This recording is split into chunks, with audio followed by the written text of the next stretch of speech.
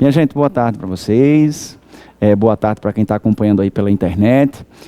Eu sou o Maurisson Silva, sou professor aqui do IAP já há algum tempo, professor de redação, e há 2 anos eu venho desenvolvendo um trabalho junto ao IAP de técnicas de estudos. Mais especificamente, a gente faz trabalho de acompanhamento, de planejamento, de diagnóstico, para montar planos de estudos. E dentro desse serviço a gente tem algumas técnicas que são apresentadas para os alunos, né?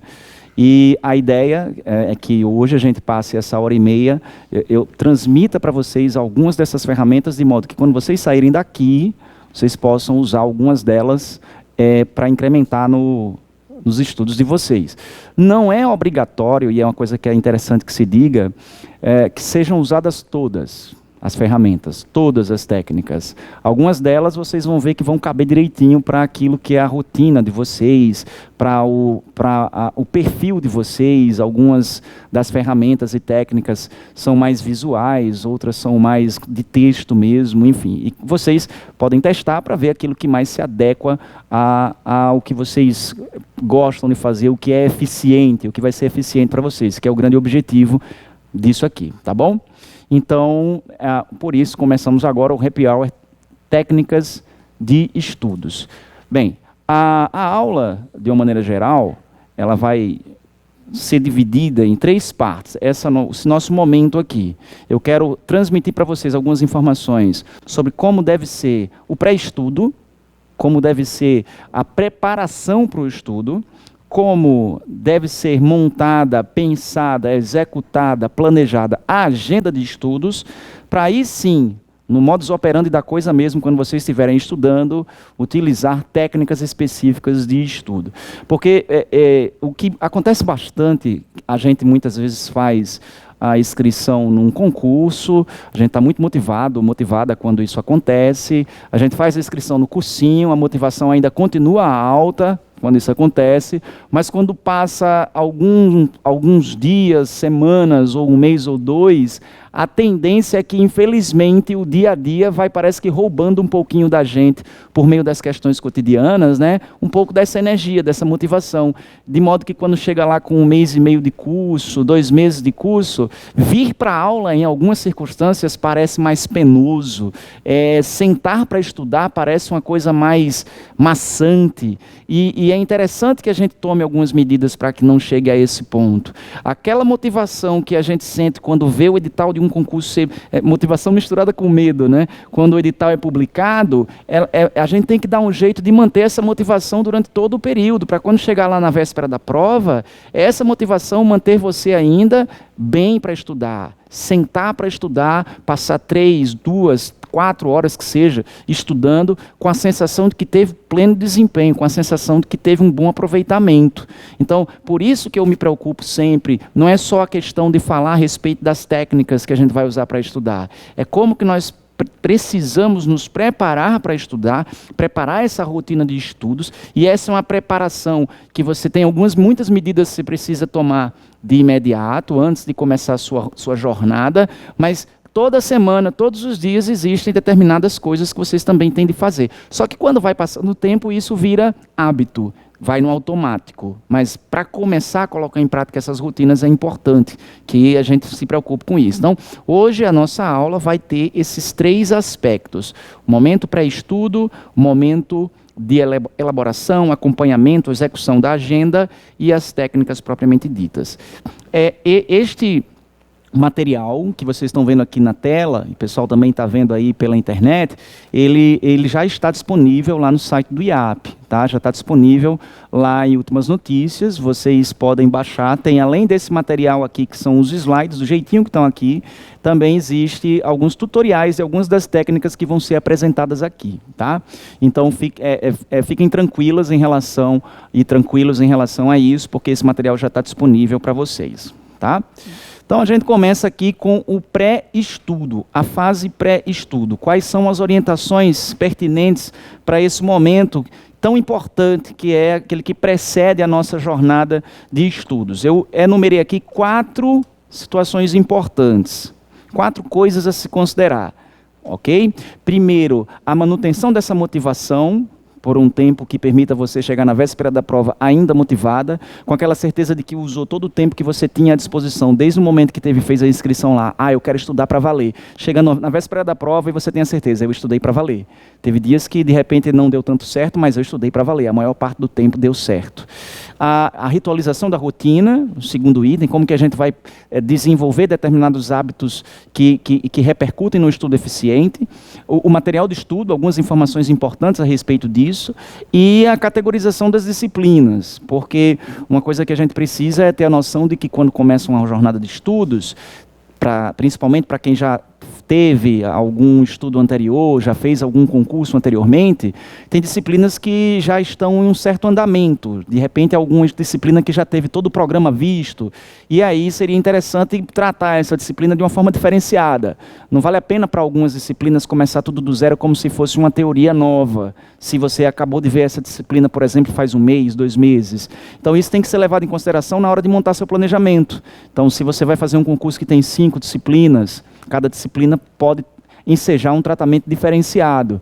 Tem gente que vai fazer concurso que tem 12 disciplinas. Então, a agenda, a forma que a agenda vai ter, vai depender muito disso, do perfil que você tem de afinidade com cada uma das disciplinas que você tem no seu certame, no seu concurso. Tá? Então, são os 4 aspectos que a gente vai considerar para esse primeiro momento do pré-estudo. Começando pelo item motivação para o estudo. Bem, para que a gente possa ter a certeza de que vamos chegar até a véspera da prova com a motivação alta, então depende muito de nós e depende muito do momento inicial. Temos que ter certeza. Temos que ter certeza de que a decisão que a gente está tomando é a decisão correta. Eu não sei se eu acredito que vocês já devem ter passado por isso em algumas circunstâncias, principalmente quando sai mais de um concurso. 2, 3 concursos. E alguns dos concursos têm algumas variações, né? E assim, você vai, faz a inscrição para um e daqui a pouco abre o edital para um outro que tem 3 disciplinas a mais e não tem uma das que você está estudando. E você pensa com você mesmo, bem, qual é o meu grande objetivo? Qual é a minha meta? Qual é o concurso que eu quero? Se esse concurso que saiu agora, no meio do caminho daquele anterior, ele agregar ao meu estudo e agregar de verdade, de modo que eu possa usar esse concurso, ele não é exatamente aquele que eu quero, mas ele de repente é um concurso degrau, é algo que incrementa mais meus estudos e é também uma porta de entrada para o serviço público, beleza, vou colocar e vou fazer isso colocando dentro do planejamento. Mas se sentir, por exemplo, que esse concurso pode atrapalhar os seus planos para aquele que você está se preparando, entre 3 disciplinas novas você não tem tempo, você tem que ter a certeza de que vai dizer não para esse novo concurso, que para você esse concurso, que muitas pessoas poderiam dizer que é uma oportunidade a mais, mas você sente que isso pode atrapalhar você, você tem que dizer um não e fechar aquela porta.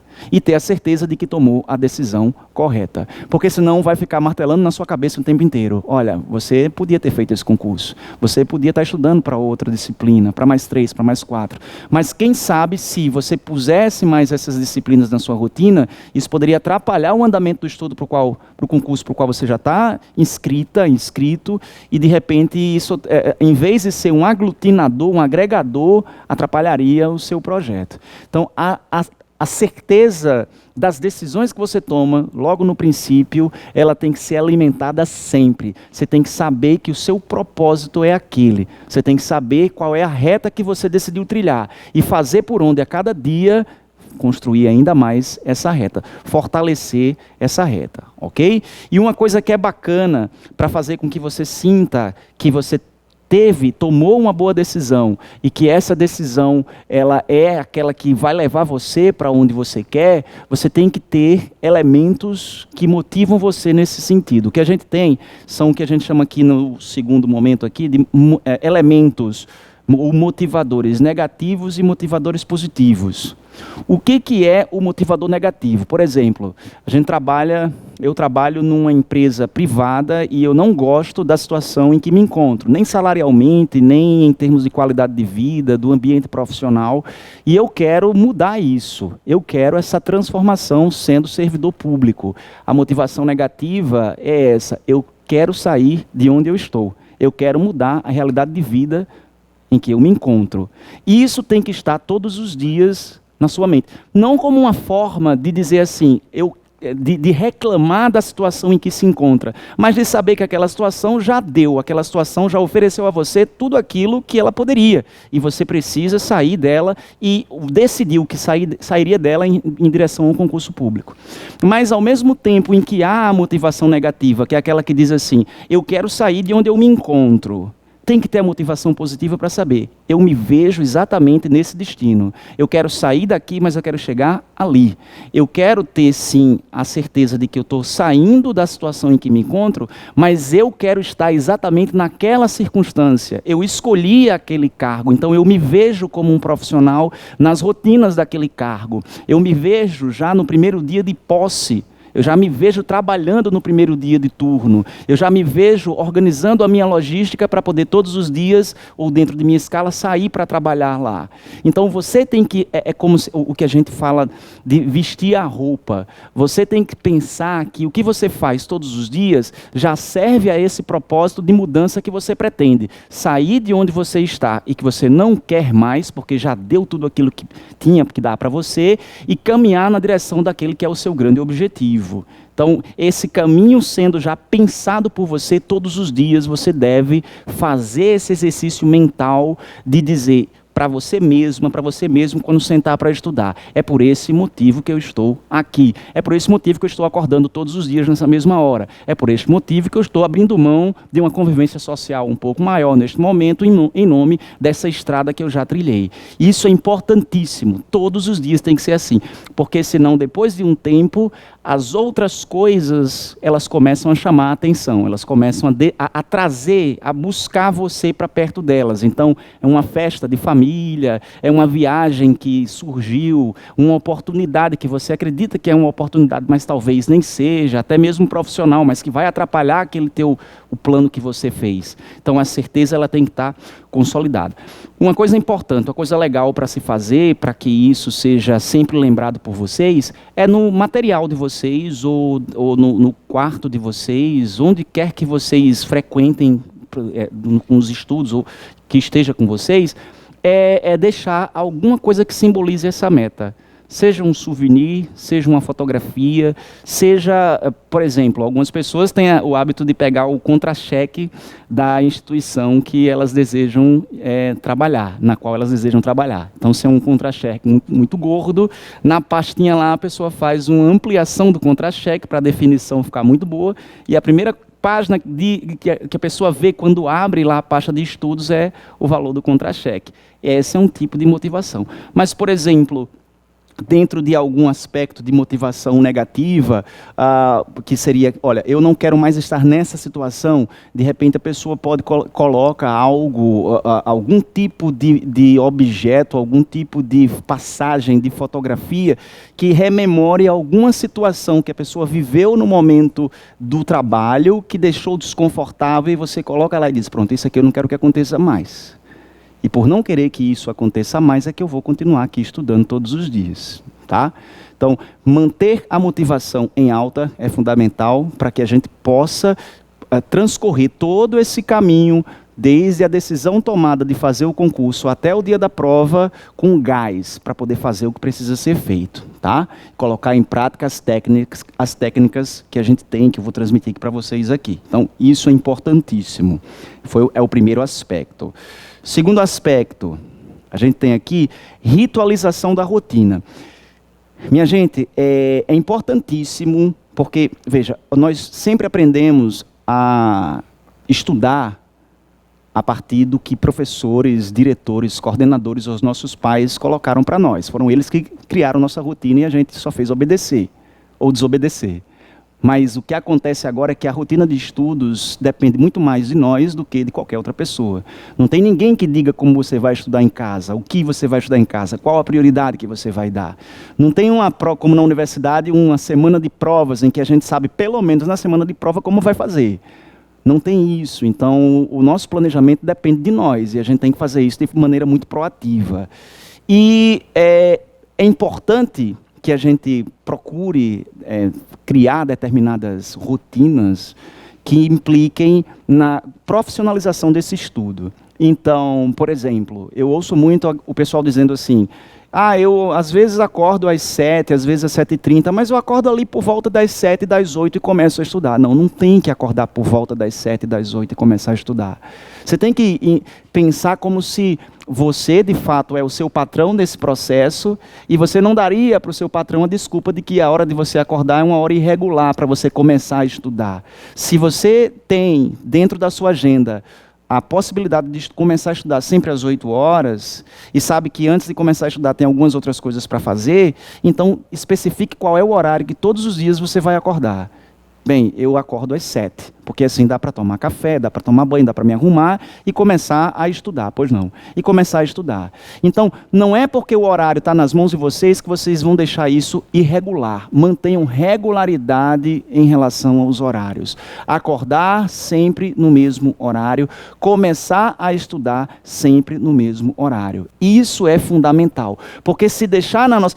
acontece até às vezes, quando chega no sábado, no domingo, aí a gente fica naquela... Poxa, sábado então dá para esticar um pouquinho mais o sono para poder começar só depois, né?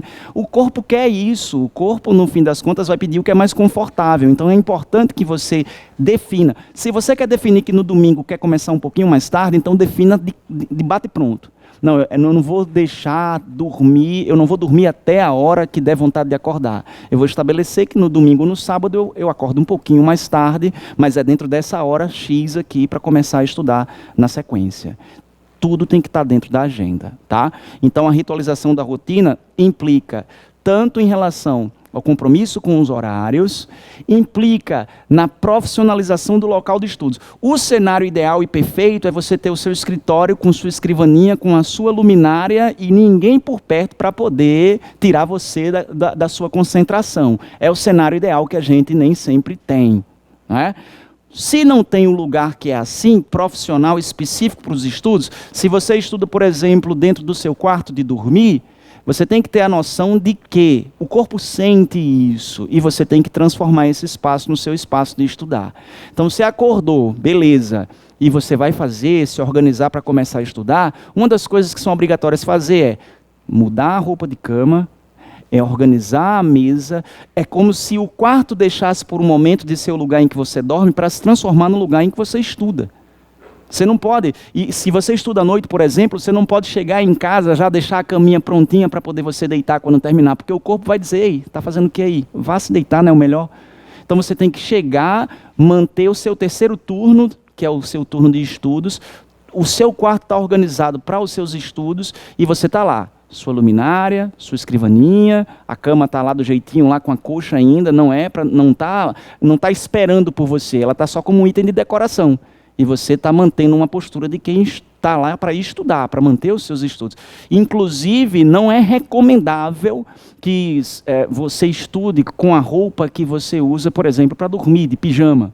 Porque o corpo entende isso. Estudar deitado na cama. O corpo entende isso. Porque você começa a estudar, mas a sua postura, ela é uma postura de que está ali para dormir. E daqui a pouco você começa. Às vezes você pode até começar a ter um bom desempenho de imediato, só que com o passar de pouco tempo, o corpo começa a responder e você começa a sentir sonolência. Então a ideia é, profissionalize o seu local de estudos, o horário em que você começa a estudar. E também outra coisa, comece com horário para começar e horário para terminar. Não recomendo também que haja aquela circunstância que diga assim, começo às 8 da noite e vou até quando der. Eu recomendo que haja sim uma meta de tempo a ser seguida. Então, até para que o seu estudo não avance para o tempo que você tem para descansar, para dormir, e isso no longo prazo comece a trazer sonolência para você. Tá? Então, profissionalize isso. Eu sempre digo uma história que eu vi num livro, eu não lembro do nome do autor, não sei se é o Alexandre Meirelles agora, que ele falava de uma garota que ela estudava para concurso de juiz e ela se vestia tal como se fosse dar um expediente no tribunal. Ela se vestia toda dessa maneira e sentava para estudar. Ela estudava em casa. Não precisa tanto, né? Para ela deu certíssimo. Mas é uma coisa que eu costumo dizer assim, você informa para si mesmo aquilo que você pretende. E a partir do momento que você informa para si mesmo, você dá uma importância para aquilo que você está fazendo.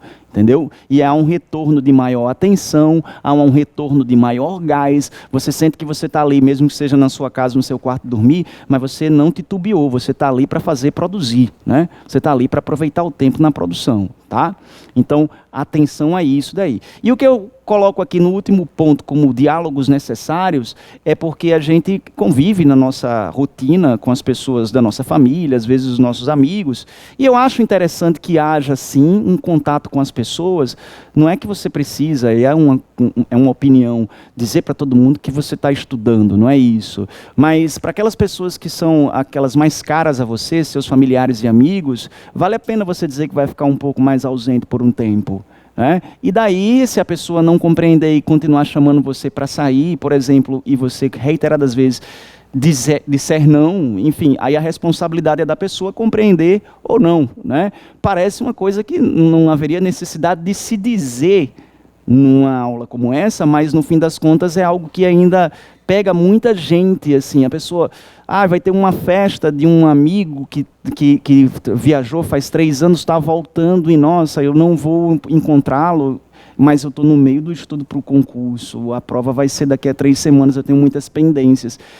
Talvez você não diga exatamente não e faça uma visita, mas abra mão de ir à festa. E a pessoa, se é um grande amigo ou grande amiga sua, talvez você possa abrir com ela a informação de que você está tendo um projeto particular importante, e a pessoa, se for realmente amiga, ela vai compreender isso.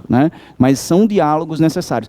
Não nos enganemos, vocês certamente passam pela situação de dizer para as outras pessoas que estão estudando, mas as outras pessoas entendem que estar estudando é estar disponível. Eu estou estudando, aí até uma pessoa que tem gente que diz, inclusive ainda, vocês ouvem isso direto, ele está só estudando, ela está só estudando, então vamos dar uma chegadinha aqui no supermercado, dá tempo, é como se fosse algo desimportante. Não caia a ficha.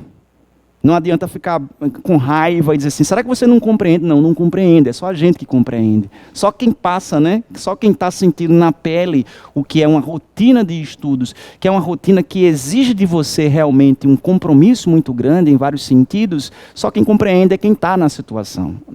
Então, é preciso, eu acredito que é necessário nesse pré-estudo que hajam diálogos, dizer, olha, a partir dessa semana eu vou entrar numa rotina um pouco mais, que vai exigir de mim um pouco mais de atenção, então tem certas atividades que eu vou delegar para você aqui, para você ali, não vou poder ir mais naqueles horários para fazer essas atividades, a gente vai tentar encontrar algum jeito, enfim, uma vez posta a situação, aí você já vai poder ter um pouco mais de autonomia para dizer, você lembra que a gente conversou? Vamos tentar fazer da maneira como foi conversado. Porque é importante, muito importante que as outras pessoas elas sejam aliadas no processo de estudos e não aquelas que estão sempre confrontando você, como muitas vezes acontece, infelizmente. Um terceiro aspecto, um terceiro elemento é o elemento do material de estudos. Para quem já vem estudando já há muito tempo, esse é um aspecto que já é batido, beleza. Mas principalmente para quem está começando a estudar para concurso agora, existe, claro, e aí a gente tem que botar na ponta da caneta, é um investimento muito alto estudar para concurso. Você faz um cursinho, você compra material, enfim, você investe em ferramentas, aquela coisa toda. E há sempre a tentação de, em alguma disciplina específica, enfim, usar materiais disponíveis na internet, gratuitos. O que é um grande problema. É um grande problema. Por quê? Porque o material na internet a gente não tem a certeza de que ele realmente é bom. A gente não tem a certeza, talvez só descubra que ele não é bom quando você já tem usado ele bastante, aí você já vai ter perdido 2 semanas, 3 do seu estudo.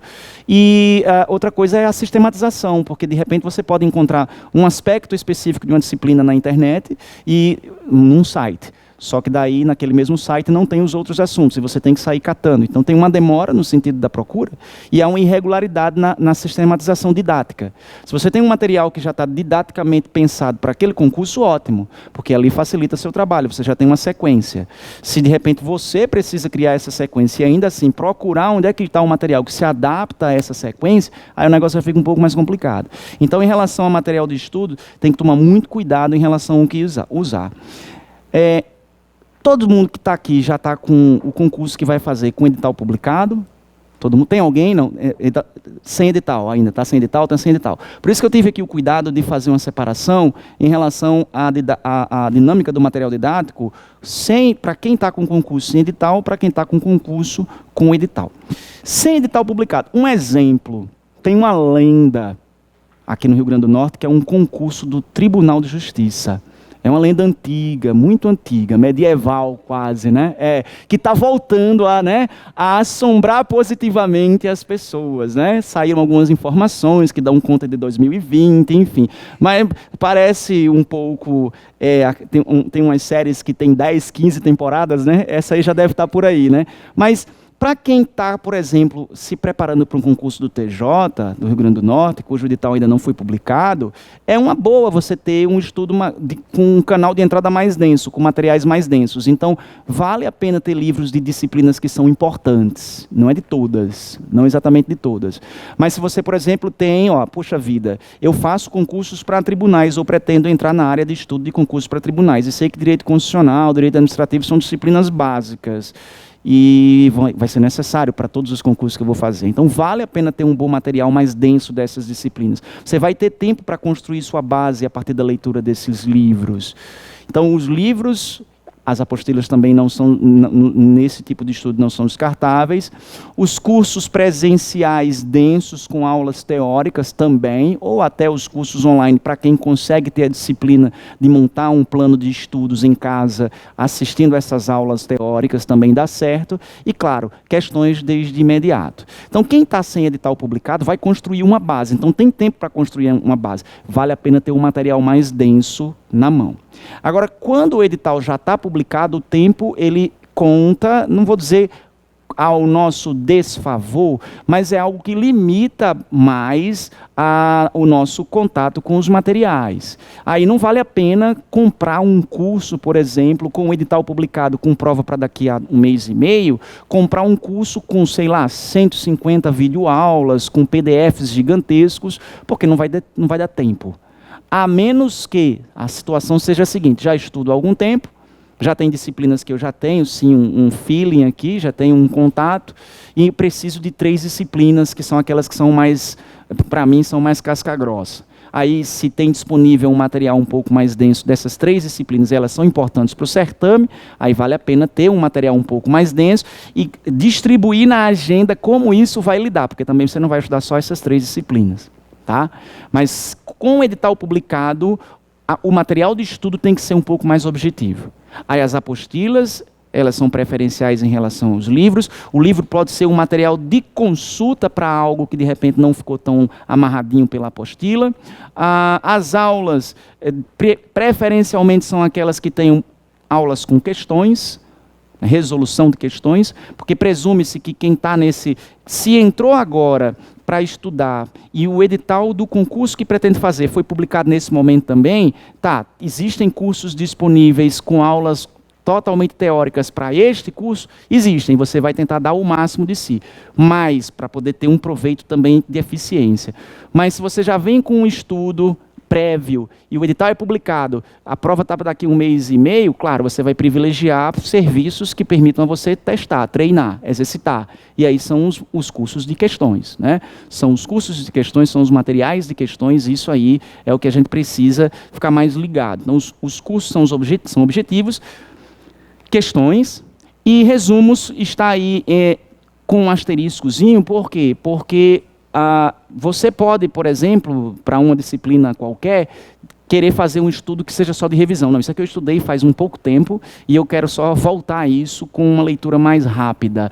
Mas precisa ter um material também que seja adequado a essa leitura mais rápida. Porque se você voltar para o material base, vai ser um estudo teórico de novo, não é revisão. Então, se você estudou bem, fez apontamentos durante seus estudos, e daí você fez... depois que terminou esse seu plano inicial de estudos, você tem um caderninho de apontamentos, e esses apontamentos serão base para que você faça a sua revisão por meio desses resumos. Tá? Resumo é uma coisa interessante assim, você pode comprar até aqueles caderninhos de resumos que existem, sendo bons cadernos, mas nada se compara a você ter o seu próprio resumo. Nada se compara a você fazer o seu próprio resumo. Você chega a lembrar do momento em que você fez aquela anotação.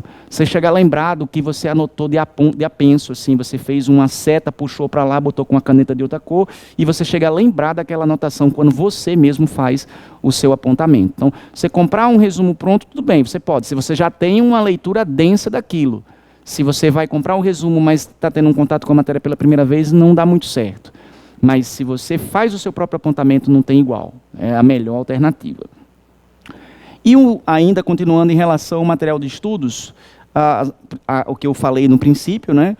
Tomar cuidado com os materiais gratuitos na internet, tomar cuidado com o reaproveitamento de material, porque às vezes as legislações fazem algumas alterações, e aí, de repente, uma questão pode ser perdida por causa de uma apostila desatualizada, então é preciso sempre estar atento e atenta. Se no seu concurso tem legislação, ou se tem uma nova interpretação de um tópico específico, ou até a coisa da banca, de repente você estudou, na primeira vez você estudou para um concurso, a perspectiva era que fosse uma banca, pronto, a EBSE, por exemplo, a expectativa inicial era que fosse a CESP, de repente sai a IBFC, não dá para você pegar o material da CESP e usá-lo como fonte única para um estudo para a CESP depois que se escolheu, para a EBSE depois que se escolheu a banca IBFC, e o material era da CESP, né? Então, tomar cuidado com o reaproveitamento de material, e em relação a organização.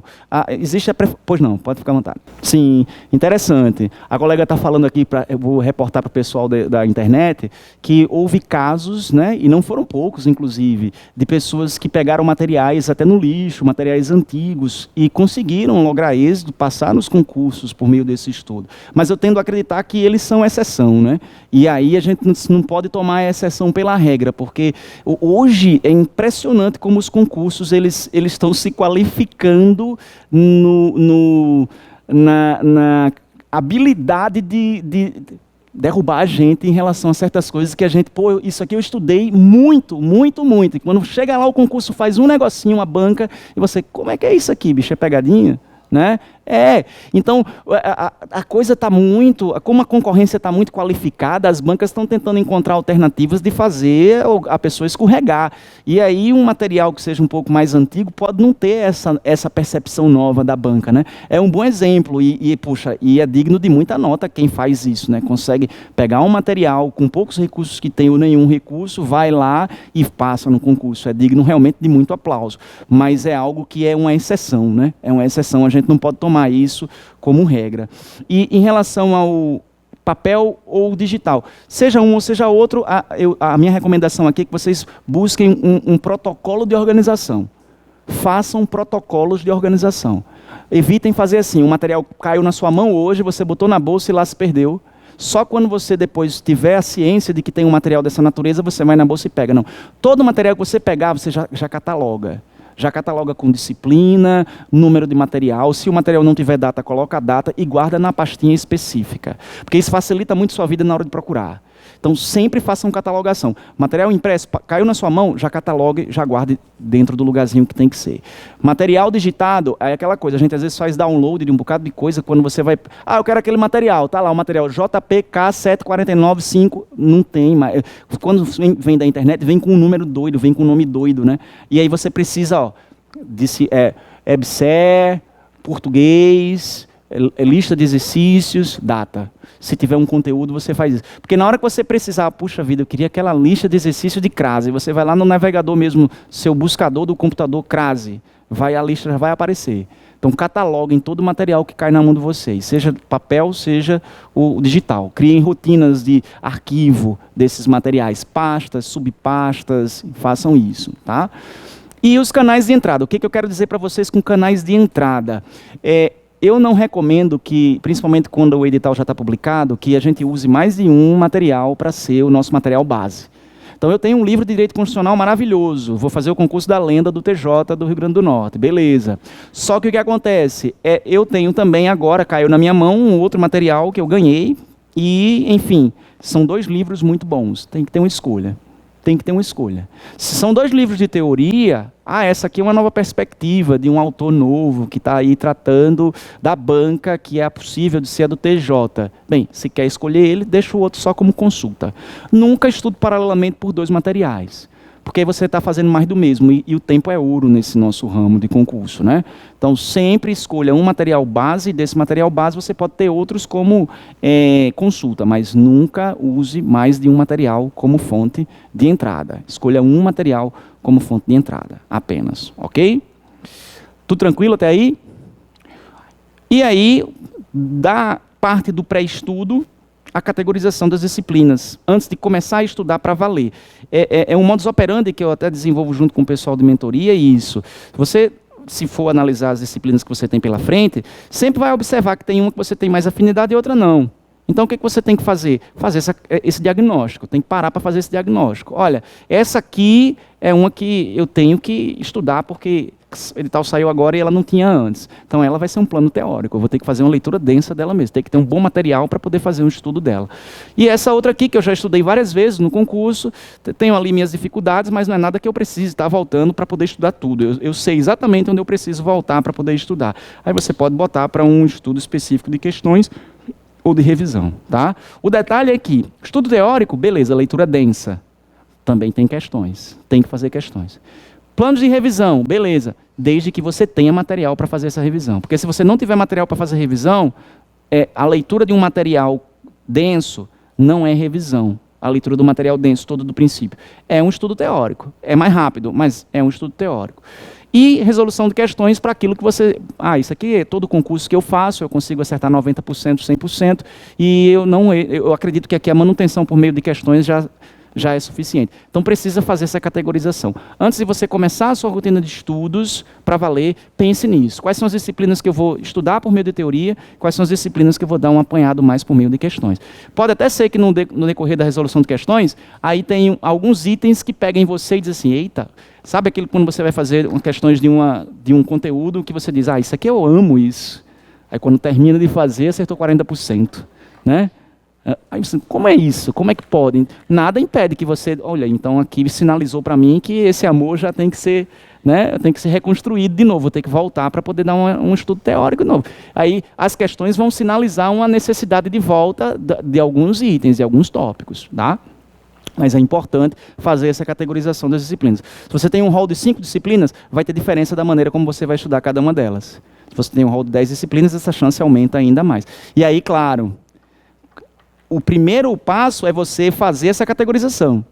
E o segundo passo é você organizar isso dentro de sua agenda. Como é que isso vai ser organizado dentro da sua agenda de estudos? Quais são os dias em que eu vou parar para fazer girar as minhas disciplinas teóricas? Qual vai ser o dia ou o turno que eu vou parar para fazer girar as minhas disciplinas específicas, né? Então, basicamente, em relação ao pré-estudo, é isso. Deixa eu colocar aqui, eu tenho uma mania de ir falando e não ver o tempo, né? Eu vou colocar aqui para poder não me perder. A gente começou às 4, não foi?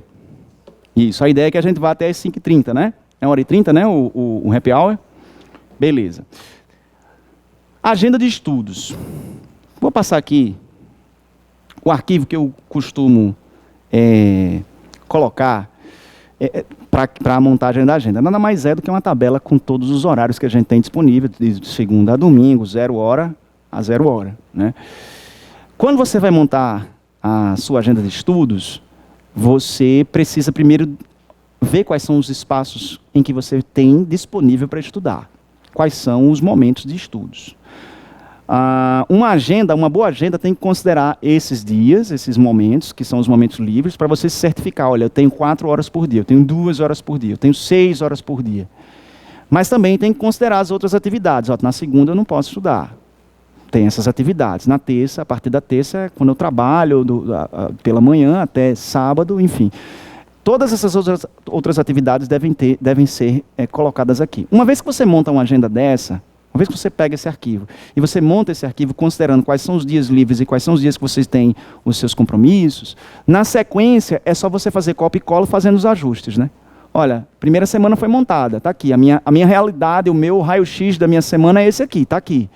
Na semana seguinte, se tiver uma mudança, vai ser por causa de uma intercorrência pontual, vai ser uma coisa só daquela semana, aí você faz o ajuste.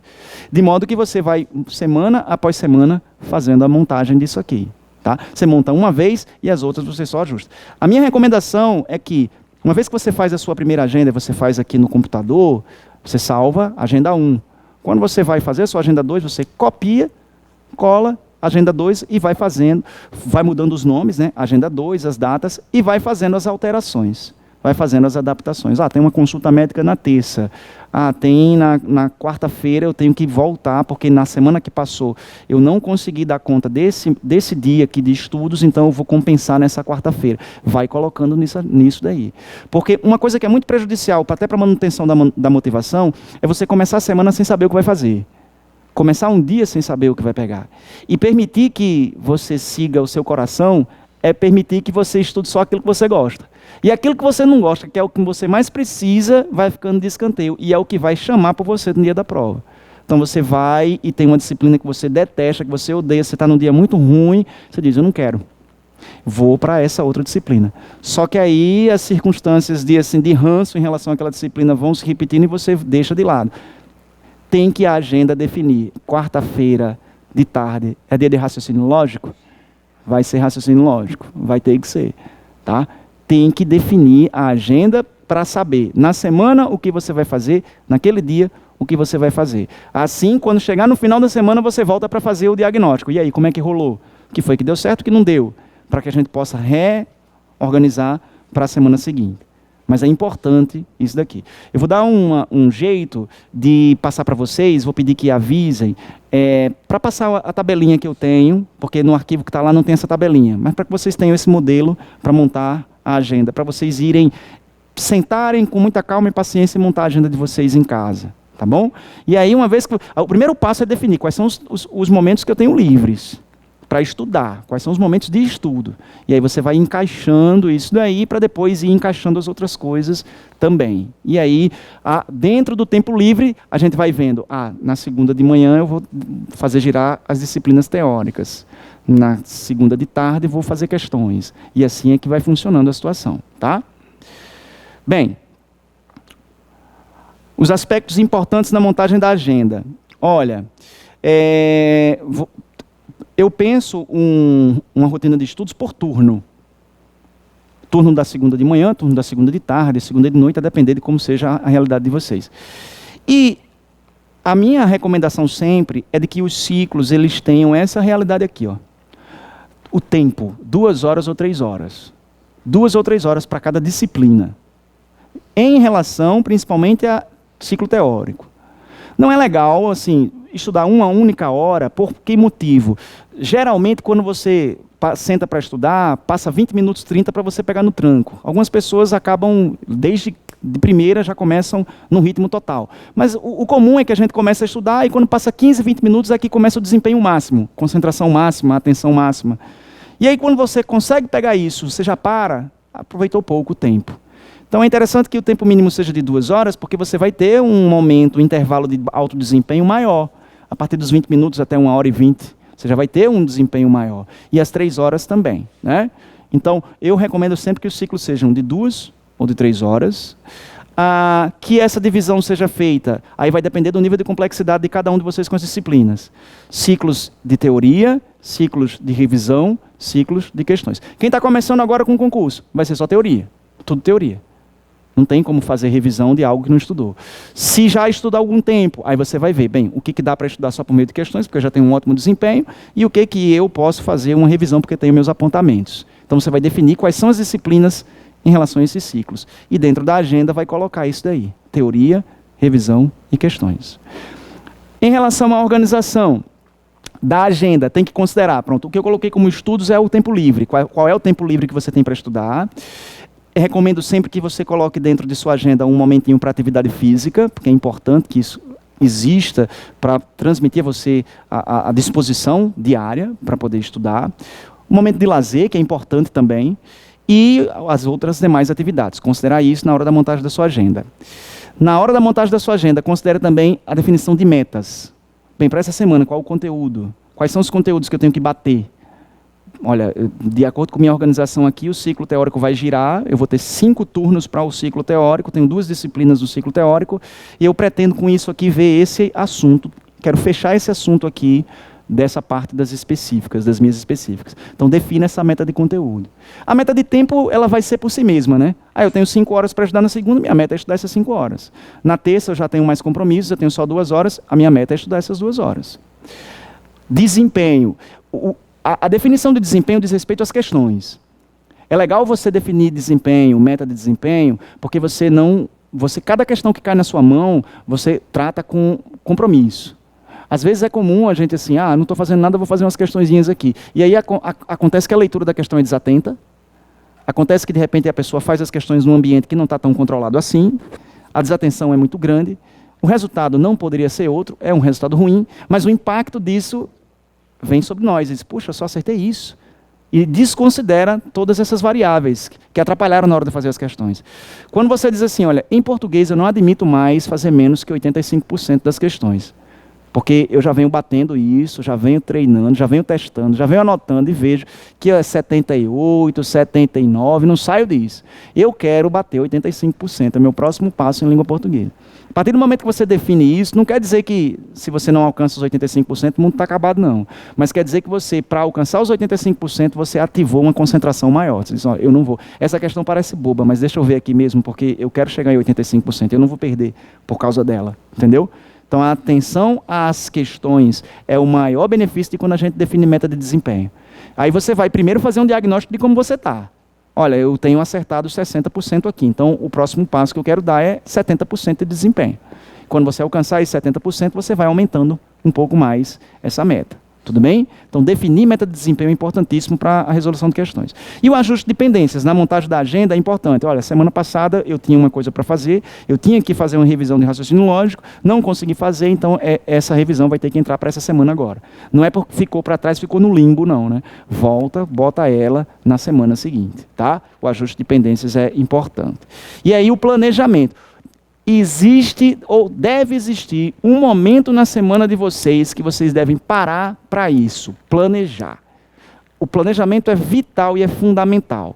Parou, seja no domingo, porque a gente está acostumado a ter a segunda como o começo de tudo, domingo como fim, aí você para no domingo para poder fazer a análise dos seus dados. Bom, eu registrei aqui que eu fiz essa quantidade de questões, eu estudei essa quantidade de tempo e eu acho que precisa melhorar. Questões melhorou, estou vendo até que meu desempenho subiu bastante, mas o tempo não deu muito certo aqui, vou ver o que aconteceu para poder na próxima semana fazer o ajuste. Então o planejamento é para você fazer o diagnóstico de como foi a semana anterior, essa análise e a montagem da agenda seguinte, definindo as metas. Então tem que ter um momento da semana de vocês que vocês têm que parar para planejar, toda semana. Toda semana tem que ter esse momento de planejamento. E não quer dizer que é porque é planejamento que você tem que seguir absolutamente e por cima de pau e pedra daquele jeito. Pode ser que aconteçam intercorrências, mas é uma intercorrência dentro de um planejamento. Então teve uma dificuldade que aconteceu, e em um dia específico, ou talvez um turno, a coisa não aconteceu do jeito que deveria, mas o planejamento está sendo seguido. E você considera isso como uma coisa normal. Tá? Porque quando a gente não planeja, a sensação é de que assim, quando ia dar certo, que você montou tudo para poder fazer o seu estudo, aí chegou lá a buzina do carro, pim, pim, chegou visita, na hora que você tinha definido que ia estudar. E aí você pensa assim, está me sabotando isso, não está dando certo em nenhum dia. Cada intercorrência vai ser como uma coisa a mais para tirar essa motivação da gente para estudar. Quando está planejado, não. Tá? Quando está planejado, você considera que realmente é algo, é só uma eventualidade. Aí você bota a vassoura de trás da porta, e pronto, e deixa o tempo correr um pouquinho, né? Interage. Bem, aspectos importantes foram esses. Aí, como é que vai ser, no ciclo de teoria, a divisão do tempo de estudos? Esse tutorialzinho está lá dentro do material, que está lá na internet também. Se você definiu que, quando vai estudar teoria, seus ciclos são de 2 horas, então, olha só, dentro do seu ciclo de teoria, vamos botar isso em termos práticos, é língua portuguesa. Língua portuguesa eu preciso de teoria. E toda vez que eu for estudar português, vão ser 2 horas de estudo de português. Então vai se comportar da seguinte maneira. Eu começo meu estudo daquele dia revisando o que eu estudei da última vez que eu estudei português. O último conteúdo de português eu vou fazer uma revisão dele. Via de regra, essa revisão vai ser mais rápida. A revisão, como é pelos apontamentos, tem especialista que diz que até a cada hora de estudos, uns 5 minutos são suficientes para poder revisar 1 hora. Então, por isso que a gente coloca aqui 10 minutos. É uma revisão, você vai rever os seus apontamentos, reler os seus apontamentos, tem que ser bons apontamentos, como ponto de partida para o próximo conteúdo. Fez essa revisão, aí você vai lá para essa parte de teoria ali, ó, 1 hora e 20 minutos, de teoria de língua portuguesa. 1 hora e 20 minutos. Define mais ou menos quais são os tópicos que dá para estudar nessa 1 hora e 20, estuda esses tópicos, o que você conseguir, ótimo, beleza, bateu meta. Se eventualmente alguma coisa não deu certo porque ficou mais complexo, deixa o próximo tópico para o momento seguinte de língua portuguesa, fecha com 1 hora e 20, não recomendo que você passe muito desse tempo, porque quando você cravar esse tempo aqui, pode ser um pouquinho mais ou um pouquinho menos, aí você vem para os 40 minutos de questões. Sempre você tem que começar o seu estudo a partir da revisão do que você estudou anteriormente, aquela leitura dos apontamentos que você fez, o estudo teórico efetivamente do conteúdo e as questões. Aí as questões a gente vai ver daqui a pouco, na verdade está aqui já. Abaixo do quadro de tempo de questões tem ali, como é que você vai organizar suas questões. Você tem que fazer questões do conteúdo que você acabou de estudar, que são as questões de fixação. Questões têm essa finalidade da fixação. Mas também as questões são uma excelente ferramenta de revisão. Então você vai escolher também questões do conteúdo cumulativo. Então, por exemplo, em 40 minutos eu consigo fazer de língua portuguesa. Sei lá, língua portuguesa demora um pouco mais. Mas imaginemos que fossem 20 questões. Então eu posso escolher 8 questões aqui do conteúdo que eu acabei de estudar da língua portuguesa e 12 eu vou selecionar dentro do meu filtro de questões de conteúdos anteriores, porque eu quero voltar a esses conteúdos sempre. Da maneira como caí aqui nessa seleção, caiu uma de concordância, caiu uma de regência, que eu já estudei, pronto. E aí, essas outras questões vão funcionar como revisão. Então, veja que dentro do ciclo teórico também tem questões. Sempre você tem que ter o seu estudo também pautado na resolução de questões, até dentro do ciclo teórico, ok? Então, está aqui, revisão de 10 a 15 minutos do conteúdo anterior, teoria. Se o seu ciclo for de 2 horas, é 1 hora e 20. Se o seu ciclo for de 3 horas, é 2 horas e 20 de teoria. E questões. Se o seu ciclo for de 2 horas, 40 minutos de questões. Se o seu ciclo for de 3 horas, 1 hora de questões. 2 horas de teoria, 1 hora de questões. 2 horas e 20 de teoria, 1 hora de questões. Tá bom? Acho que essa conta ficou meio doida aqui, um pouquinho, né? Não ficou? 1 hora e 40.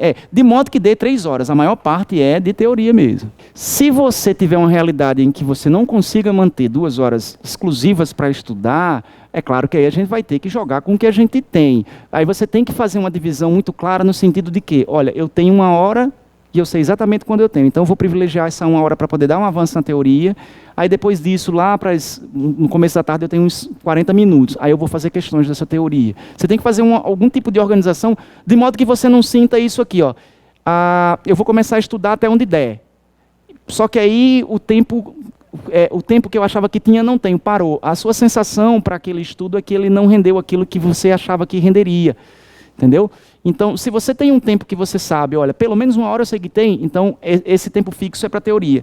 Se você sabe que de tarde vai ter um tempo que eu não sei se é 1 hora, não sei se é 40 minutos, aí você bota para questões, porque é mais fácil você parar em 30 minutos e fazer questões do que você parar um tópico de teoria que você estava avançando e de repente você teve que ir para alguma atividade de trabalho, não sei, e quando você volta para resgatar isso, você tem que ter todo um esforço de rever de novo, porque você parou no meio. Entendeu? Então, é uma situação sui generis, é a sua, mas para responder, o que você souber que é tempo fixo, que você sabe que está ali circunscrito, você pode garantir, bota para a teoria. E o que você sabe que é tempo provisório, que não tem certeza de quanto vai durar, vai para a questão. Entendeu? Exatamente. Se o tempo semanal permitir... Se você tiver disponibilidade de tempo, não tem nenhuma demanda que exija que você esteja pronto para atender essa demanda a qualquer momento, o legal é criar a rotina. É fundamental criar a rotina como sendo, de fato, sua rotina profissional de estudos. Entendeu? Porque aí a ideia do cansaço, aí tem que tentar, mesmo que... Eu nunca recomendo que a pessoa, eu tenho 10 horas livres, eu não boto as 10 horas para a pessoa estudar de cara. Quem sabe quando chega lá perto um pouco mais com o edital publicado, aí a pessoa vai, estende um pouco e consegue chegar mais ou menos. Mas eu começa por 6 horas, Daí vai ampliando de acordo com a necessidade, entendeu? Para poder, no médio prazo, isso não ir causando esse cansaço aí. Mas se tem tempo disponível, sem que alguma demanda tire você dele, é legal criar a rotina. Mas se não tiver esse tempo fixo que você não sabe, é fazer desse jeito que eu te expliquei. Beleza? Aí, para um ciclo de... Esse elemento aqui, ó, é para o ciclo daquilo que você definiu que ia ser as disciplinas de teoria. E para as disciplinas de revisão? Bem, para as disciplinas de revisão, a divisão, caso você tenha material para isso. Se você tiver resumo, se for uma matéria que você possa estudar só por revisão, você tem os seus apontamentos, então, aí o bacana é que você pode variar. Se você tem 2 horas disponíveis para estudar a revisão, por exemplo, e você sabe que essas revisões podem ser mais rápidas, porque você já tem alguma afinidade com a matéria, você pode dividir essas 2 horas em mais de uma matéria. Porque você não vai precisar fazer uma leitura densa. Você vai apenas revisitar o conteúdo a partir de apontamentos que você já tem. Então, se você tem, por exemplo, 2 matérias dentro do ciclo de revisão, sei lá, matemática e raciocínio lógico, você pode usar 1 hora para matemática, 1 hora para raciocínio lógico.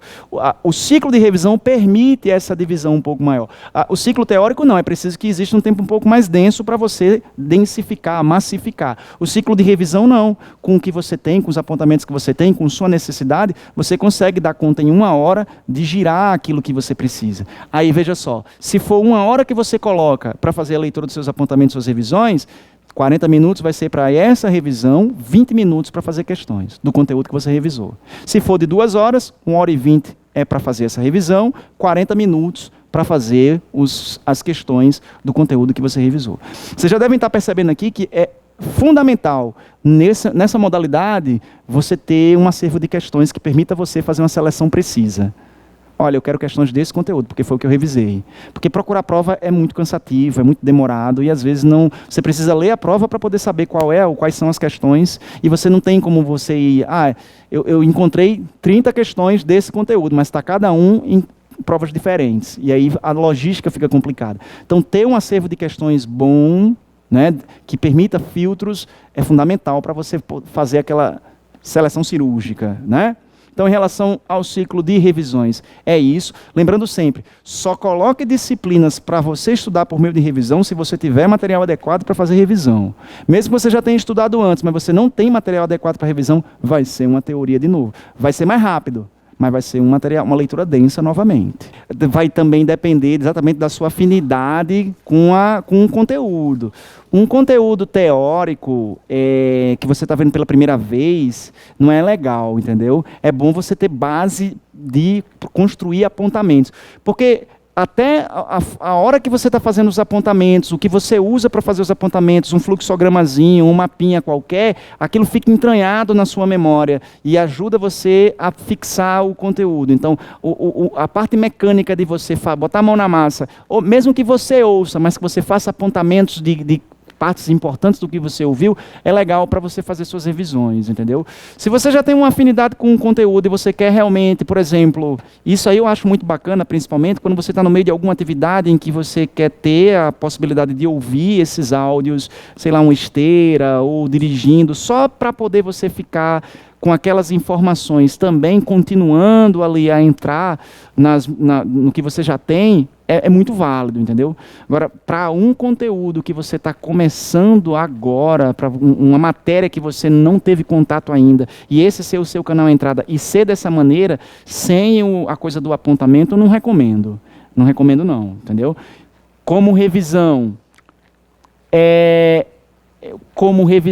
tem uma velocidade que é mais lenta do que a ideal. Mesmo que você coloque no 1.25, porque você vai revisar a aula inteira, né? Você vai revisar, é uma aula de 50 minutos.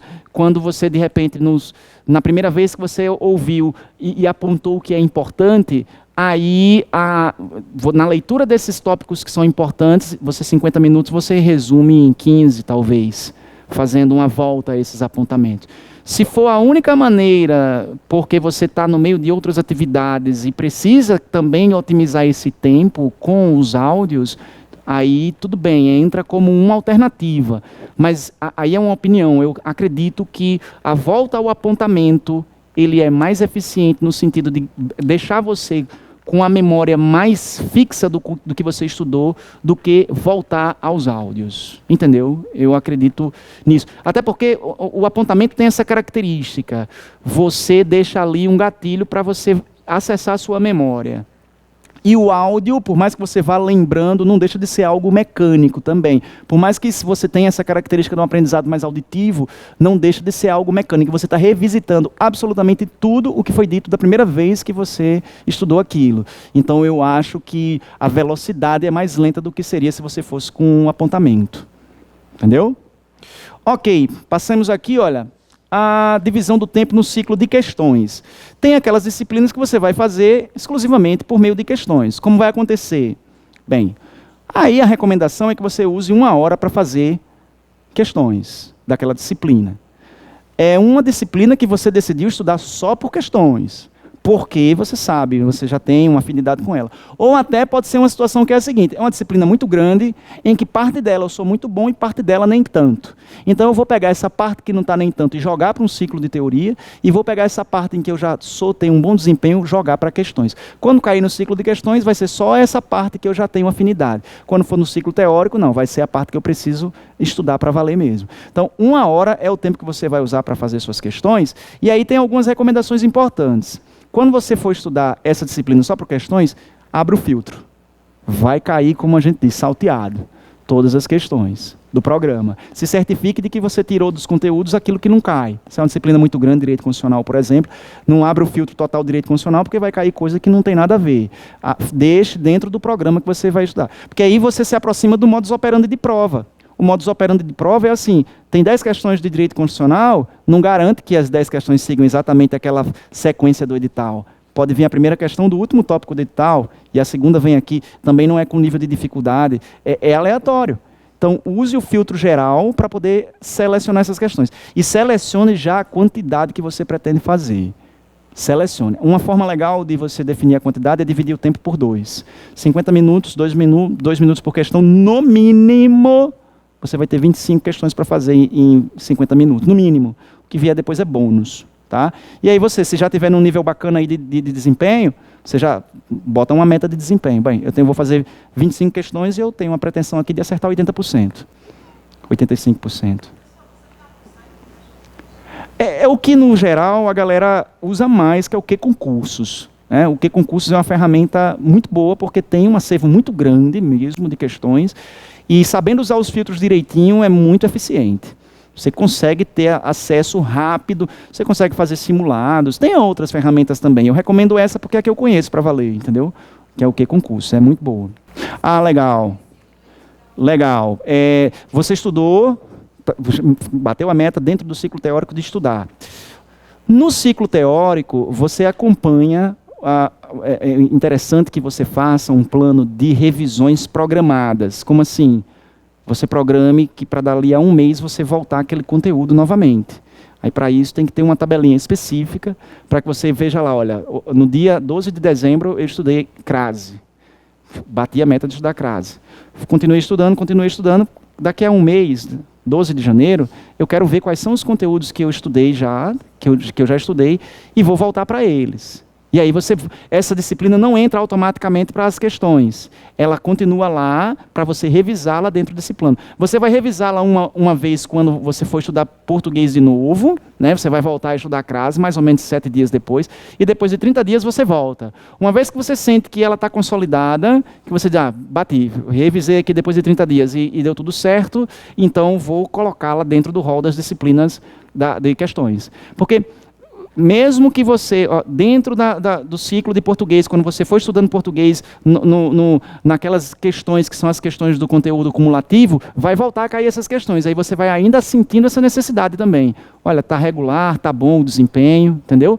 Então é bom acompanhar com um plano de revisões. O que eu costumo fazer? Eu costumo botar uma tabelinha, que é uma tabela com uma planilha, a revisão de 7 dias, revisão de 30 dias, revisão de 60 para quem vai fazer concurso mais amplo, né, com mais tempo disponível. Aí eu costumo dizer assim, olha, no domingo escolha um turno, no fim de semana, no sábado, no domingo, um turnozinho de 2 horas ou 3 para fazer a revisão da semana de um mês anterior.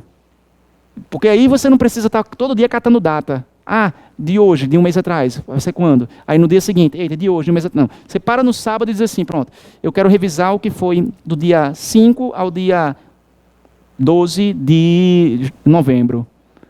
Então eu vou pegar todo esse conteúdo e colocar dentro de uma sequenciazinha aqui para revisar. Vai dentro de um plano de revisão. Por isso que não precisa descer automaticamente, entendeu? Você tem outra questão? Ah, legal. O colega falou aqui que quando está diante da seleção de questões e chega uma questão que não tem para onde correr, não sabe, não lembra, enfim, empancou, né? Como que a gente fala, eu recomendo que você passe, pule. Porque senão você vai quebrar a dinâmica de resolução. Pode ser que você, para poder fazer, primeiro você se estressa logo, né? Geralmente costuma assim, pô, como é que pode isso? Aí você volta. Se com outras questões isso acontecer também, o tempo que poderia ser de 50 minutos para fazer questões, foi um tempo mais que você tentou fazer essa busca e você no final talvez ia fazer 25, fez 13, 12 questões. É legal você pular e ir para frente e deixar essa questão guardadinha. Terminou de fazer o tempo de questões, esses 10 minutinhos aqui são justamente para isso, para você ir fazer essa consulta. Pode ser que essa consulta se verifique um pouco mais extensa, aí você colocar ela na agenda da semana seguinte. Então, meta é rever isso aqui, porque caiu na questão e eu não sabia, entendeu? É interessante fazer dessa maneira, tá bom? De nada. Então, questões são essas características. Para quem já está estudando já há algum tempo, principalmente quando chegar perto da véspera da prova, é legal vocês imprimirem questões. Fazer uma seleçãozinha lá no Q, por exemplo, né, na ferramenta que você tiver, e imprimir. Porque aí você vai ter o modus operandi da prova. Você vai sentar numa cabine e vai ter uma sequenciazinha e você vai fazer lá do jeitinho que você vai fazer na prova mesmo, o mesmo procedimento. O aplicativo ele tem a desvantagem de quando você aperta lá, pum, resposta. Aí ele já diz, acertou ou errou. Aí você ou fica estressado ou fica feliz assim de imediato. Quando você está fazendo as questões impressas, você não sabe, você vai fazendo, que nem na prova, você só vai fazer depois, no gabarito, né?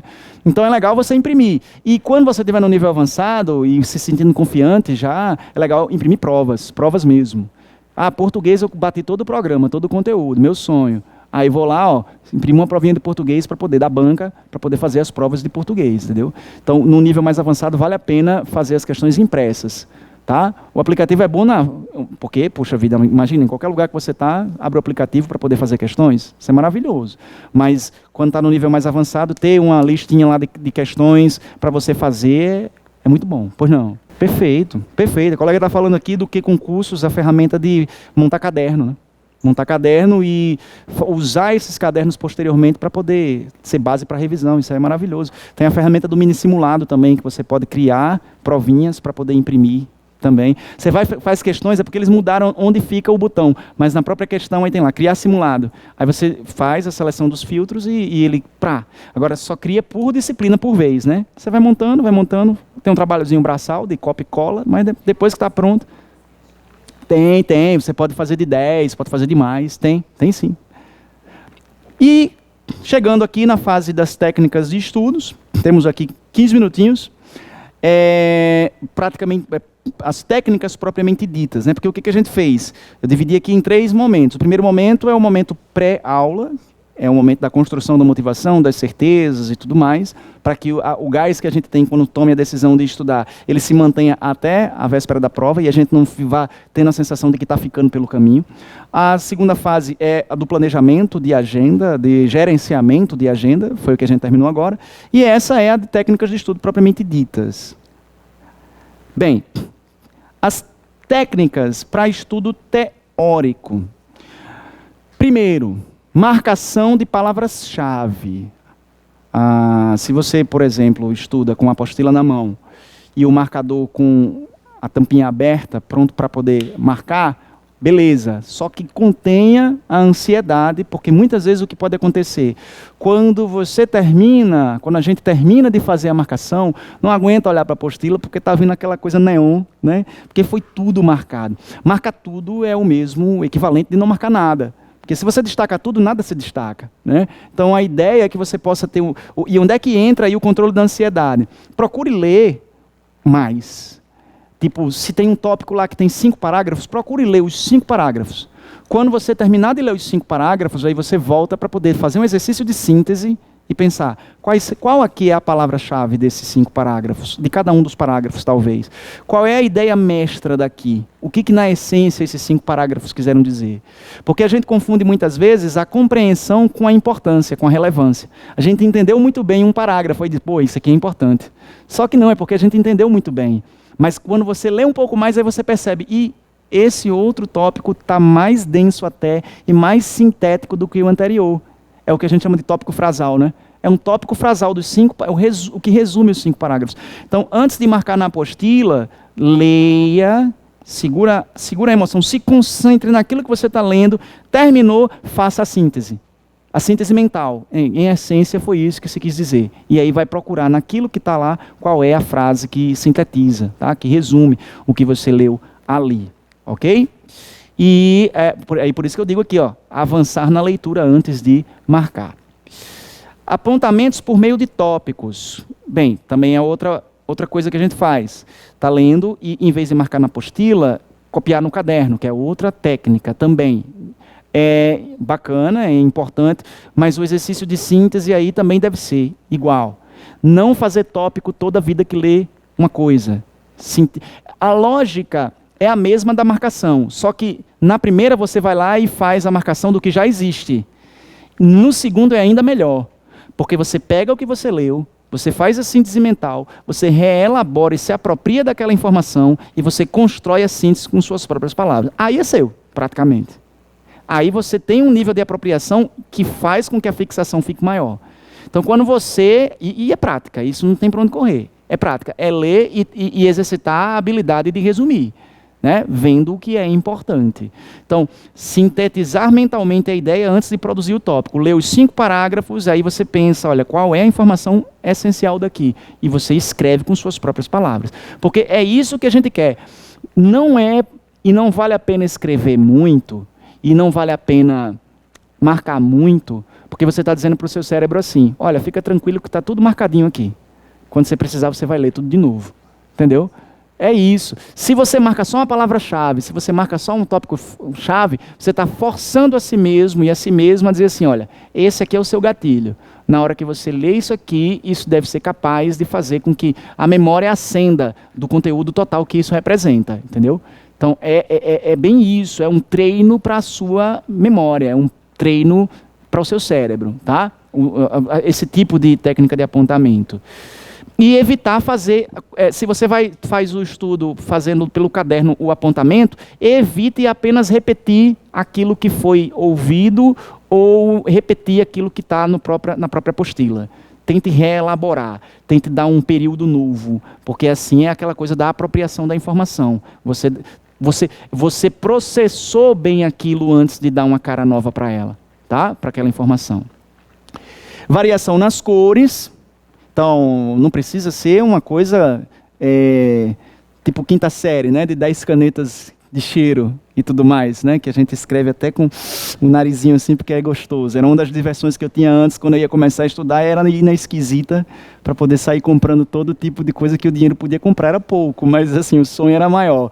Mas caneta preta, azul e vermelha, para poder você marcar em função das categorias de informações. Uma informação mais relevante, um tópico central, preto, um subtópico azul, uma afirmação negativa, vermelho, um destaque de palavra-chave, marca-texto. Só isso, não precisa de muita coisa. Mas se você vai usar cores, use com consciência, não apenas para diferenciar uma frase da outra. É você saber que quando aquela cor se apresenta ali, ela quer significar algo também. Tá? É um tipo de marcação de uma informação de uma natureza específica. E não usar grafite, eu não recomendo, porque grafite dá um ar de provisoriedade.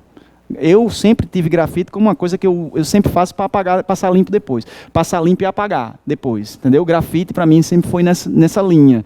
Então eu não recomendo que seja usado grafite. E divisão das questões em fixação e revisão. A técnica dentro do estudo teórico para fazer questões dentro do ciclo teórico é selecionar uma parte delas. E aí, como sugestão, isso aqui não é ciência, é uma sugestão. 40% para poder fixar o que acabou de estudar, 60% para rever o conteúdo cumulativo. Então, se você tem lá Não vou tentar fazer os cálculos que eu vou pagar mico aqui, mas é basicamente, já que o conteúdo cumulativo vai ficando maior, é oportuno que a quantidade de questões desse conteúdo cumulativo seja maior também, tá? Para poder pegar um pouco mais essas questões. Ok? Em relação a essas técnicas de apontamentos aqui. E aqui tem o mapa mental. Quem aqui já usa mapa mental? Já faz? Faz mapa mental já? Hã? Usa outros, né, prontos, né, vai lá mas funciona legal quando você está fazendo lá, para outras não, né, ótimo. Quer dizer, bom, né, o que é interessante em relação ao mapa mental é que é uma ferramenta que dá para nós gatilhos de memória mais elaborados, porque usa tanto o aspecto verbal, como usa o aspecto lúdico da imagem, da cor, e do bizarro. Olha, os caras que usam, essas pessoas que participam de concurso de memória, eles dizem como eles fazem, eles associam imagens bizarras na cabeça deles. Tem pessoas que são capazes de decorar conjuntos de trios de números, mas tipo assim, 300 trios de números, ela vê uma vez e ela repete aquilo de bate pronto e acerta tudo. E essas pessoas dizem que elas contam histórias associadas a coisas que elas vivenciam no seu cotidiano, mas que também tem um elemento bizarro, porque é mais fácil de lembrar. Então, exatamente, ele faz associações de aproximação, né? Exatamente. Então, porque a memória tem um conteúdo que, assim, quando você tem um conteúdo associado a algum aspecto lúdico ou emocional, aquilo fica gravado com mais intensidade. Não é à toa que a gente lembra de dias que foram ou mais felizes, ou mais tristes, ou trágicos, ou que aconteceu alguma coisa maravilhosa, né? Porque o aspecto do emocional ajuda na fixação da memória. Então, quando você faz um mapa mental, você está trazendo um pouco disso. Essa pessoa fez esse mapa mental aqui, o título do mapa mental está ali, Administração Pública Federal. Esse é o que eu sempre uso. Esse mapa é de um livro do William Douglas e um outro autor, não lembro o nome desse autor, mas foi em conjunto. Felipe, eu não lembro o sobrenome dele. E o que o camarada fez aqui? Ele pegou tá aqui, a Administração Pública Federal e as informações secundárias ele colocou aqui em sentido horário, a partir de poderes e deveres.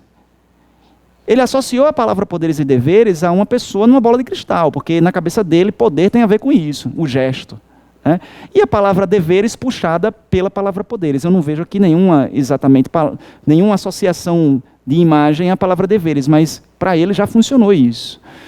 Abaixo, outorga e delegação. Então o gesto, o delegação é porque é o coisa do delegado. É o distintivo do delegado. Não é porque só o gesto de entregar e de receber. É o distintivo do delegado. Eu vi uma vez, a pessoa fez inviolabilidade do lar. A pessoa desenhou um violão e uma placa de negativo. Um violão, inviolabilidade. Agora vai dizer que está errado? Né? Se na cabeça dele funcionou. Espécies. Para mim, que não sei desenhar, bastaria uma cobra aqui, já seria espécie. O cara decidiu desenhar o rapaz, o cachorro, a coleira, ainda botou um topetezinho na cabeça do rapaz aqui, né? Para ele funcionou, ele gosta de desenhar, enfim. Quanto tempo demorou? Bem, talvez ele tivesse com bastante tempo para fazer isso.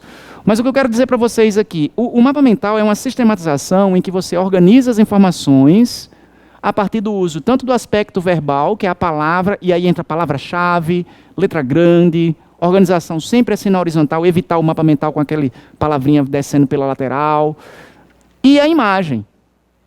A imagem, ela é na hora, órgão e entidade. O cara desenhou um coração e um fantasma. Entidade. A entidade é o fantasma, entendeu? Então a associação é imediata. Quando ele faz a associação com alguma coisa esdrúxula, aquilo fica. Então, o mapa mental tem essa característica de ser um resumo que você faz de um conteúdo a partir de elementos verbais e não verbais. É uma folha de A4, ou então divide a folha ao meio e faz um mapa para cada um.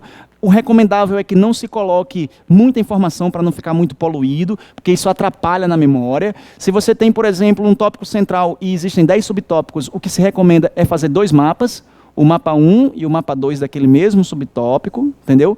E assim, não é obrigatório que a pessoa, quando sente faça já essas imagens assim, que é um surto criativo muito grande, você já ter essas imagens prontas. Mas você pode fazer o mapa e ir incrementando aos poucos.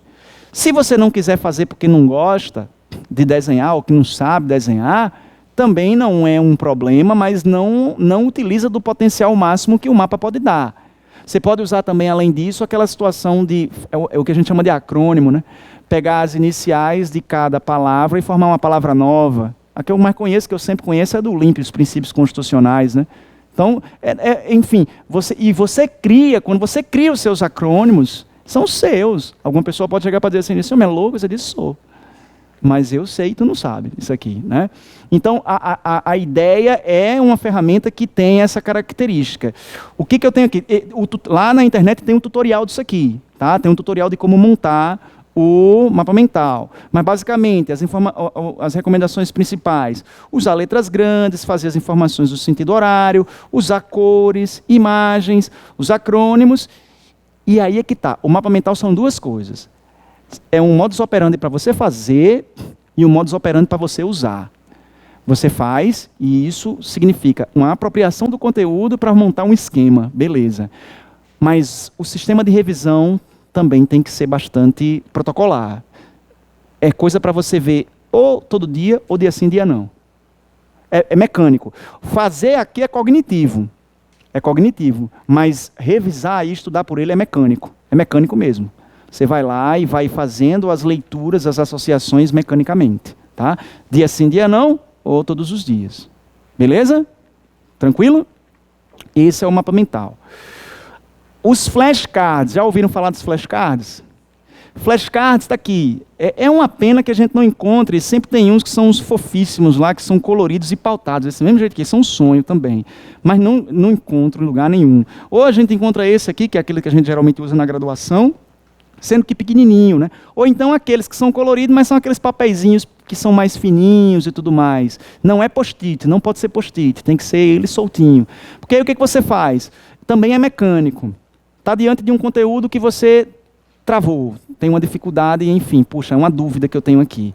E aí aquilo pode ser motivo para você fazer um flashcard. Então você faz uma pergunta, representando a sua dúvida. Aí é legal porque você elabora a pergunta, então você se apropria ainda mais do conteúdo, elaborando a pergunta.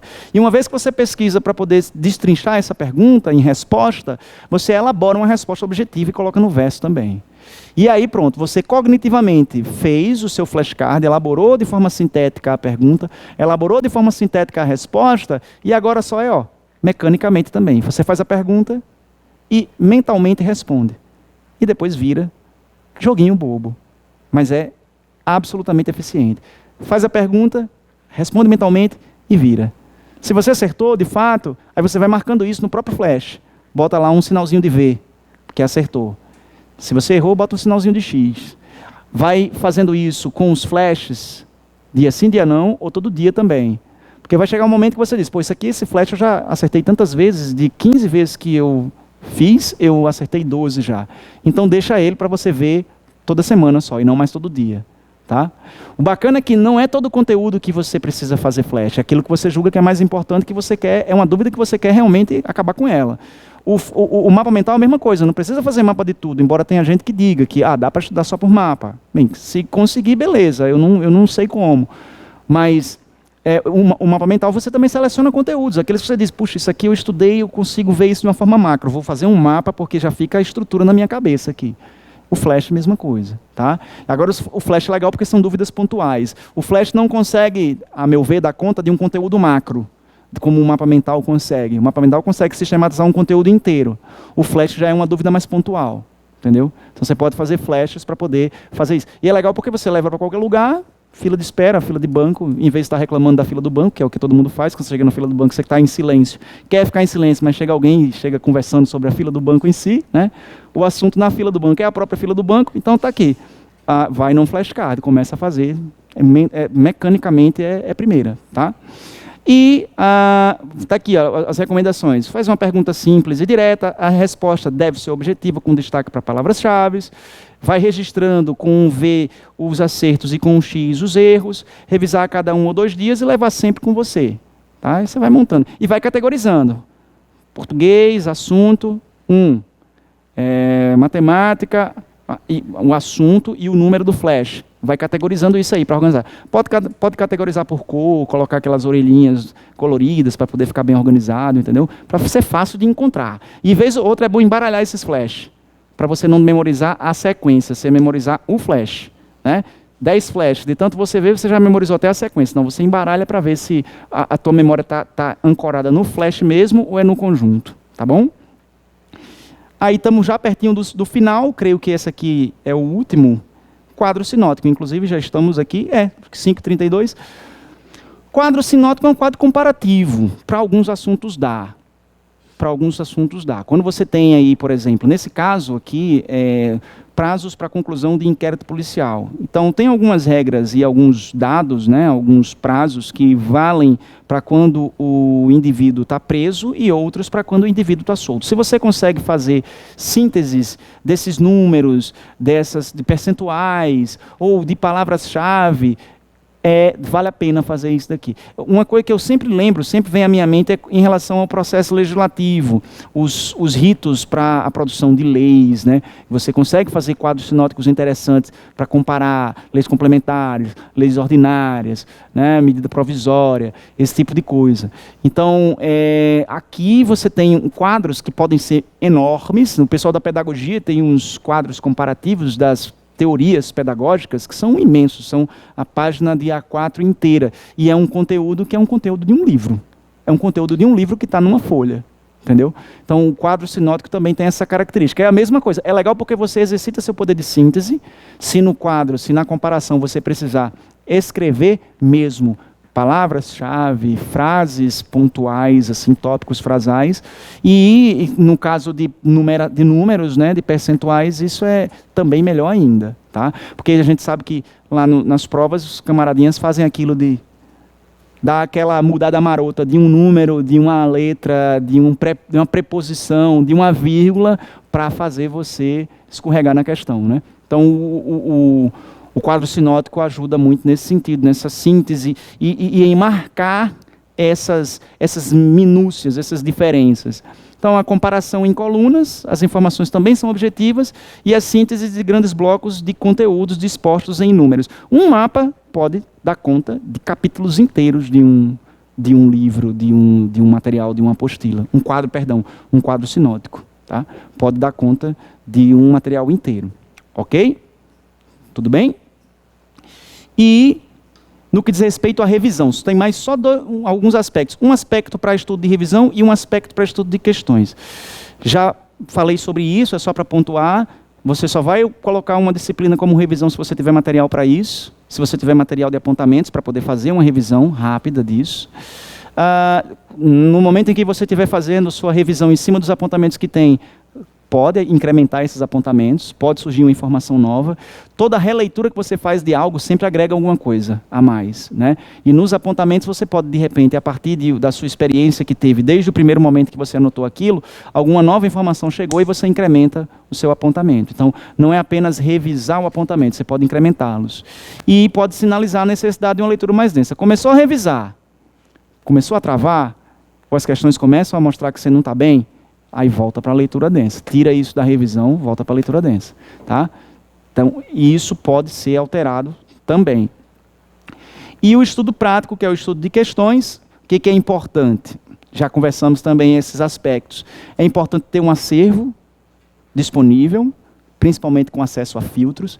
Aí nos filtros, o que vocês devem usar? Usem os filtros de anos, principalmente dos últimos 3 anos. Usem o filtro da banca, quando ela já estiver definida, principalmente para quem vai fazer prova de conteúdo específico e a banca tiver pouca questão daquele conteúdo, vale a pena abrir o filtro, porque é melhor você treinar do que você ficar sem fazer questões só porque tem poucas questões daquela banca. Não é legal usar o filtro do órgão, não é legal. Então, por exemplo, você vai fazer uma prova de uma disciplina que está lá no seu concurso da Polícia Civil do Distrito Federal. Aí você quer somente as provas que sejam as questões daquela disciplina que caíram. Vai ter muito pouco, vai ter pouquíssimo. Então, não use o filtro dos órgãos, o filtro do cargo, impacta pouco.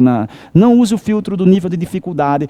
Usar o filtro do nível superior, fundamental e médio, sim. Esse filtro é importante para você dividir as questões de nível superior, nível médio e nível fundamental. Mas difícil, médio, fácil é muito subjetivo, né? Cada um tem o que é fácil, difícil ou não a partir da sua experiência. Então não use esse filtro aí, tá? Definir as metas de quantidade e de desempenho. Então, fazer questões quando você chega a um determinado nível é importante. Não, desde cara você tem que definir as metas de quantidade. Eu quero fazer a quantidade X de questões, no mínimo. Mas depois que você avança bastante, você pode e deve fazer a meta de desempenho. Olha, eu quero alcançar esse desempenho. Resolver as questões com compromisso, evitar. Eu já ouço muito, assim, às vezes, a pessoa falando assim: eu vou dar uma brincadinha aqui com as questões. Não, não é brincar com as questões, porque nesse caso as questões é que vão brincar com a pessoa, né? É parar para fazer as questões e dizer assim, isso aqui é instrumento, é ferramenta de estudo. Eu quero sentar para fazer as questões, não quero queimar a questão. Imagina que eu vou sentar para fazer a questão descompromissado, a questão é importantíssima e eu estava todo relaxado fazendo, não aproveitei o que a questão tinha. Então, sempre que for parar para fazer questões, é como se você estivesse realmente fazendo as questões da prova. Privilegiar a banca do certame, ou as mais prováveis, se o concurso que você vai fazer não tem edital publicado ainda, então você vê qual é a maior perspectiva a partir das informações que circulam para ir para aquelas bancas, né? Ou dentro dos editais anteriores você também vai fazer um apanhado. O pessoal da EBSER antes estudava muito pela OCP, né? Estudava a CESP, já tinha feito também, a própria IBFC era uma perspectiva, tanto que se concretizou. Resolver as questões em sequência, você só estuda os pormenores, os detalhes, aquilo que não deu certo depois. Primeiro faz as questões, depois você volta para fazer a análise, para poder ter esse modus operandi. Abranger a totalidade do conteúdo dentro do ciclo de questões, o filtro tem que ser o mais aberto possível dentro desse ciclo.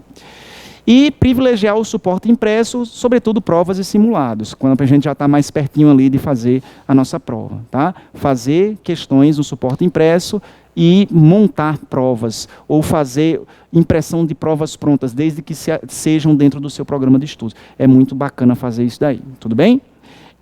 Então, pronto. Esse aqui, olha, é o meu contato, para caso vocês tenham a necessidade de tirar alguma dúvida comigo. Eu não vou poder ficar mais um tempo com vocês, porque eu tenho uma reunião agora mesmo, depois que terminar aqui, e não vou poder ficar mais um tempinho na sala para tirar dúvidas. Eu sempre faço isso, sempre. Hoje, especialmente, é que não vai ser possível.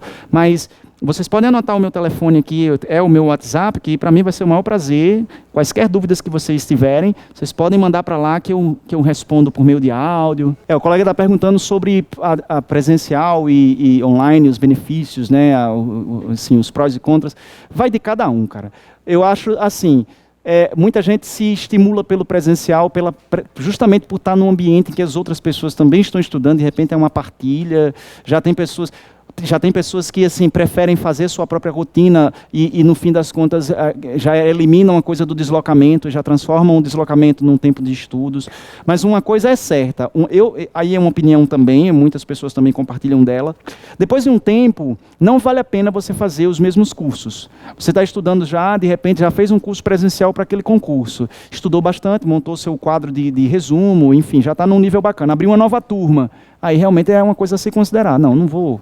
Um tempo que eu poderia estar usando aqui em casa, porque um curso é pensado para quem está começando também. Claro que você presume que as pessoas que estão ali também já tenham um determinado nível de avanço em relação ao programa. Mas o conteúdo você vai ver o mesmo conteúdo, talvez nas mesmas perspectivas. O professor da aula presencial, ele não vai fazer uma reelaboração pensando que, por exemplo, você já viu aquele conteúdo e precisaria de uma nova perspectiva dele. O professor vai considerar quem está chegando para fazer uma média, aquela mesma do curso que você já fez. Então, nesse momento, nessa perspectiva, é mais vantajoso você ter o curso online. Se você já fez um presencial, beleza, já está com essa teoria consolidada enfim, consegue ter disciplina em casa para poder organizar essa coisa das aulas, aí o online é a melhor alternativa. Agora está começando a estudar, precisa de um upgrade até da motivação, porque em casa acredita que talvez vá se sabotar, e aí pelo menos já pagou pelo curso, já tem lá o espaço garantido, já tem um ar-condicionado pelo menos,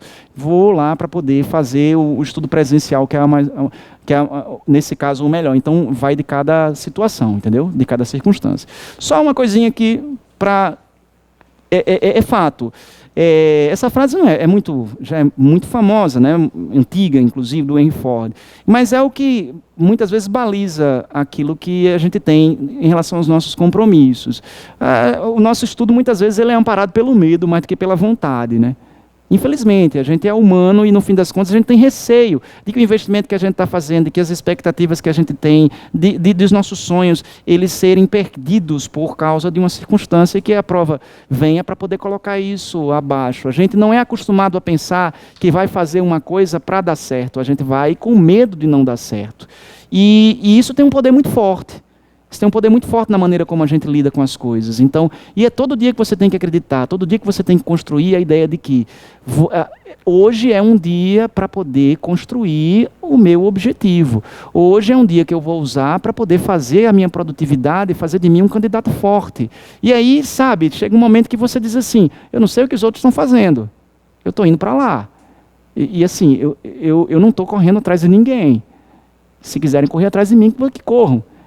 Não é soberba, não é uma coisa de dizer assim, ninguém me bate. Se quiser pensar assim, melhor ainda. Mas assim, é uma coisa de pensar assim, eu tenho competência, eu mereço e eu posso. Entendeu? Eu tenho competência, eu mereço e eu posso. E todo dia eu dou provas disso para mim. Então, toda vez que vocês terminarem um dia de estudos e fecharem o caderno de vocês, se orgulhem. Bate meta. Tem gestos que as pessoas fazem para isso. Algumas pessoas batem na mesa, não é um personagem muito ético, mas é o cara do House of Cards, quando ele faz alguma coisa, ele dá uma pancada na mesa, como dizer assim, pronto, fechei isso aqui. Então, assim, eu costumo assinar, fazer uma rubrica. Eu pago uma conta da Caerne, eu boto uma rubrica na conta. Você não me atormenta mais não, vai-te embora. Entendeu? Meta, você sentiu que bateu a meta, pronto, a meta do dia foi batida. Hoje eu sou um candidato mais forte do que fui ontem. Entendeu? É isso.